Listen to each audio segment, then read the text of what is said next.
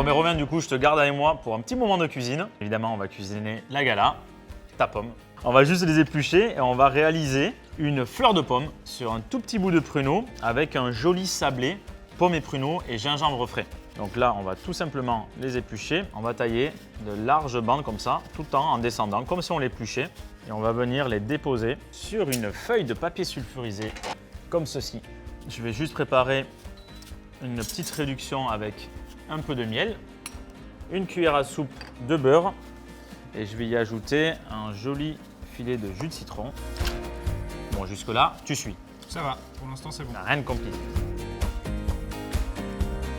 Donc là, on a nos jolies bandes de pommes et on va venir avec un pinceau y appliquer le miel que j'ai fait fondre avec un petit peu de beurre et mon demi-jus de citron. Au grill, pendant 5 minutes, on reste devant. Il faut qu'elle commence à colorer.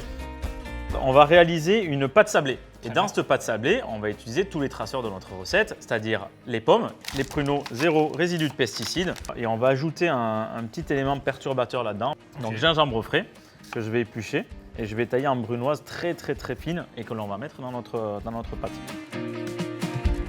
Donc là, on a tous les éléments, on va dire, perturbateurs.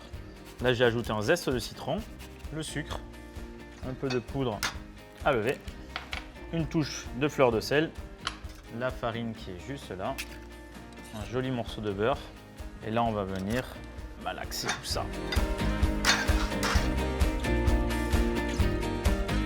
Donc là regarde, on a la pâte. Pour l'étaler entre deux papiers sulfurisés, on va venir l'étaler là-dessus pour avoir une épaisseur on va dire régulière. On va parsemer de pignons de pain et ça on part tout simplement au four à 170 degrés pendant 20 bonnes minutes. D'accord. Ok. Ok. Hop. Bon, regarde, est-ce que tu les as déjà vues comme ça, tes pommes? Pas comme ça exactement. On va commencer à réaliser nos fleurs. Donc, on va enrouler tout simplement. On essaie de mettre, tu vois, les jolis morceaux, on va dire croustillants et colorés sur la partie haute. On ressemble à une rose, effectivement. Voilà. Et après, les plus larges, regarde, je vais prendre celle-là par exemple. On va utiliser un demi-pruneau comme socle et on va venir la déposer, notre fleur, sur le pruneau.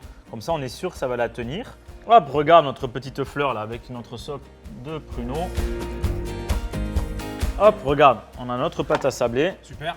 Qui est prête. On va récupérer notre plateau de dressage. Je vais venir prendre, tu vois, plein de petits morceaux, comme un crumble de pâte que l'on va pouvoir grignoter. Donc on viendra grignoter comme ça un petit morceau de pâte avec un petit Exactement. morceau avec une petite Tu vois, je trouve ça rosace. plutôt cool. On va rappeler tes magnifiques pommes.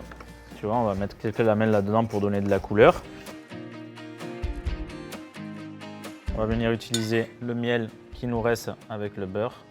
On va déposer sur nos pommes. Bon Romain, merci de m'avoir accompagné pour réaliser cette belle recette avec les pruneaux et les pommes zéro résidu de pesticides. Franchement, c'était un vrai régal. Hein. C'était un vrai plaisir, ouais. Maintenant, Bon. il ne reste plus qu'à déguster. Allons-y, hein. Moi je veux bien. Chin. Chin.